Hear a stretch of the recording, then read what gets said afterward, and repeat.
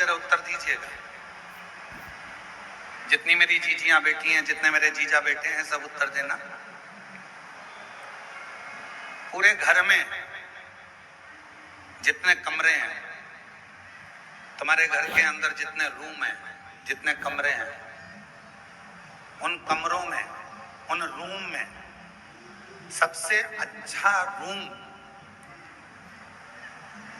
सबसे भरा हुआ रूम, जिस रूम में सबसे ज्यादा आनंद आपको आता है रुकने में, बैठने में, बोलने में, वो रूम अगर होगा तो आपके घर की माँ का, आपके पिता का रूम होगा, जिसमें थोड़ी देर बैठोगे तो आनंद की अनुभूति होगी।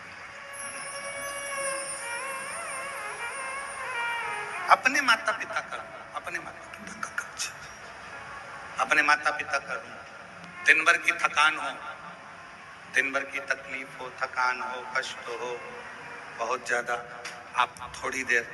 अपनी माता के कमरे में, अपने माँ के कक्ष में, थोड़ी देर अपने पिता के कक्ष में, जो घर के बुजुर्ग हैं उनके पास में 2 मिनट, 2 क्षण, 5-10 मिनट जाकर बैठ जाइए। और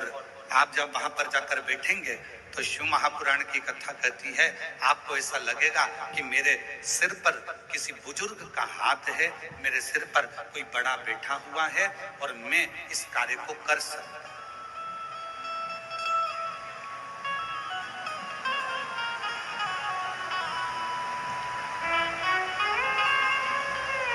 एक श्रेष्ठता का अनुभव, एक अच्छे का अनुभव आपको।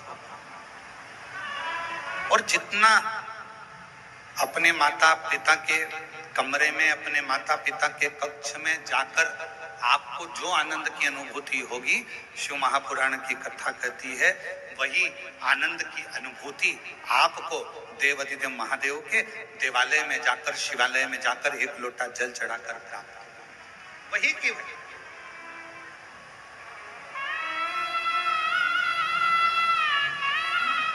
और शिव महापुराण की कथा कहती है, भगवान शंकर का चरित्र कहता है कि एक शिवजी ने माता सती से प्रेम किया, माता सती ने शंकर भगवान से प्रेम किया। दोनों के प्रेम में एक सबसे बड़ा अंतर यह है कि माँ सती जब भगवान देवाधिदेव महादेव से स्नेह करी और सती माता का स्वयंवर दक्ष प्रजापति ने रखा और शिव जी को निमंत्रण ना देकर भगवान शंकर का एक मूर्ति पाषाण की दरवाजे पर खड़ी कर दी। और जो दरवाजे पर पाषाण की मूर्ति खड़ी करी, मां सती ने जैसे ही उस पाषाण की मूर्ति पर, भगवान शंकर की मूर्त पर जैसे ही माला पिनाई, माला पिनाते से ही भगवान शंकर उस पाषाण की मूर्ति से प्रकट हो जाते हैं, उस पाषाण की मूर्ति से सामने आ जाते हैं।